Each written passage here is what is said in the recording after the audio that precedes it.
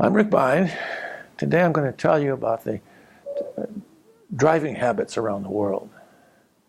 I think it also applies to technology. But we have cultures wherever we go, associated with our languages, our religions, and places where we live, we have these traditions that we follow. But when technology comes in, it changes all that. And suddenly, when people address a new technology, it changes their personalities. And we can think of that probably today here with cell phones, which we didn't have maybe 20, 30 years ago. But what I want to talk about is the automobile. And this is something that I experienced in Brazil. And the Brazilian culture is one that is extremely friendly and gregarious, and everybody's shaking hands and hugging, and just a very loving people. But you put them behind the wheel of a car, and it's just like night and day. That car is now, they think they're in the Indianapolis 500. And when I got back there, it was my second time. I was going there to do my dissertation research, and I had to buy a car. I bought a little Volkswagen there. But after I saw their driving, I was afraid to drive. And it was something else, because they would just run. Stop signs didn't mean anything. It's just like a yield sign. And the stop light, the same thing. You run right through it. And when they did come to a stop, it was sort of like the start of the race. And everybody would be gunning their engines, and they'd take off and try to be the first one to the next stoplight. And you would cut into the next lane. They'd figure they could cut in a lane. As long as you got your fender ahead of the other car, you could cut in. And so it was up to the other guy to slam on his brakes so he wouldn't run into you. So this is this crazy driving in Rio. And basically it was men driving. Little old ladies didn't dare go out there in this competition. And so it was a wild place. And I heard that the insurance on cars was about 1/3 of the value of the car. So if you paid $3,000 for your car, you had to pay $1,000 a year for the insurance. You can see why with all the accidents that would be happening.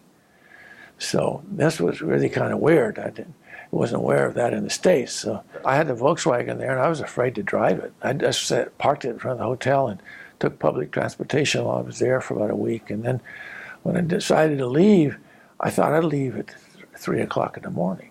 I did, but it wasn't any safer. I thought there'd be less cars on the road. Well, the few cars that were left made up for all the others that were not there. And here was people coming out of blind alleys and not even looking to see if anything was coming. They just would make the sign of the cross and go through it. And they'd head on. Well, anyway, we managed to get out of Rio. And once we got out in the country, we had some big super highways, and people went pretty fast. But it wasn't crowded, so I could drive along in this little Volkswagen, all these guys running these speed cars. And, you can see why so many Brazilians do very well in the Indianapolis 500. They have all this training in Brazil and how to race your cars. And anyway, we went on into the back country of Brazil, and my car was in a little town called Campo Grande, and we lived there. And that's actually now the capital of southern Mato Grosso. And my little car, the year I was there, got in 3 accidents. And I wasn't in the car at any of the times. And the first one happened when I went to the little grocery store up there, drove up there, and was inside the grocery store. And this truck driver came down the road. There was 3 cars there, all in a row, parked against the side of the road, the right side of the road. And my car was in the middle of the 3. And this truck driver fell asleep at the wheel, and he ran right into the back of the first car there. It knocked it up on the sidewalk, and then it came down completely on the street, knocked into the 3rd car, sent it down the street a ways, and it ended up crossing the median and in through a fence. If it had been any faster, it ended up in the swimming pool. But anyway, my car got all scratched up and whatever, and I guess truck driver had his insurance had to cover all 3 cars, and so that was the first accident. The second accident was when it was in front of my house where I was staying. I was renting a place, and my car was parked out there, and suddenly I heard this crunch, and the brakes go. No, there wasn't any brakes this one, but crunch, and I looked out there, and my car lurched forward. Uh-oh. So I ran out there, and there was this other car mating with mine. Oh, my God. And then I heard some noise underneath the car. And apparently the car there was this popcorn vendor coming down the street, and he happened to be in front of this car that came down. It actually belonged to the landlord, and he owned several of the houses along that stretch there. And so he left his car. Suddenly it got out of gear. And so the car started coasting down the street without him in it. And it turned out the popcorn vendor kept trying to avoid it, but the car seemed to follow him everywhere he went.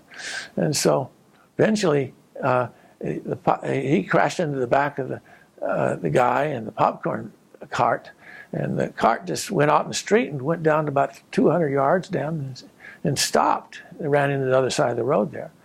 And when what was underneath the car was the popcorn vendor. He was trapped under where the 2 cars were connected there, and so we got some people to help us lift him up and lifted up the cars and got him out of there, and he was, I guess, okay. We had to take him to the hospital anyway, but that was a crazy time. Meanwhile, all the neighbors down there were enjoying the popcorn they were getting it out of the cart there. But that was the second accident. The third accident was not nearly as dramatic, but essentially had somebody backed into my car and hit one of the fenders with their car. It made a big dent in it. His name probably was a truck, the way it was. And of course, I didn't get to see that accident. I just know I had the hole in my car. So when I sold the car, I had to discount that price, and so that was the end of that one. But anyway, that was those 3 accidents all inside of 1 year. So it's, there's interesting dynamic. This is out in the rural areas, away from Rio. So as it turned out, I went back to the States and was back in the States, and my driver's license had expired while I was there, and I had any way to renew it. So I had to go back and take the driving tests over again.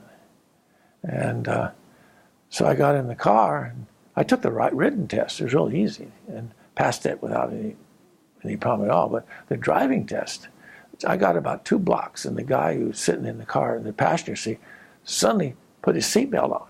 Back then, seatbelts weren't required, but they had them. He stuck one. He immediately stuck it, connected his seatbelt. And I says, "Uh-oh, I must have done something wrong here." Anyway, we did it. He kept telling me, "Go here and here." But eventually we got back, and he said, and he listed all the bad things I'd done, all the errors of my driving, and then he wouldn't renew my license. He made me come back 2 weeks later and do the driving test again. And this time I drove like Grandma did, and I just did it real slowly.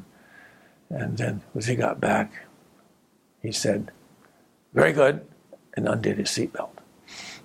And so it's interesting because when I was there, I guess the reason I was having all that trouble driving, I'd gotten accustomed to Brazilian driving. And my wife still says I drive like a Brazilian.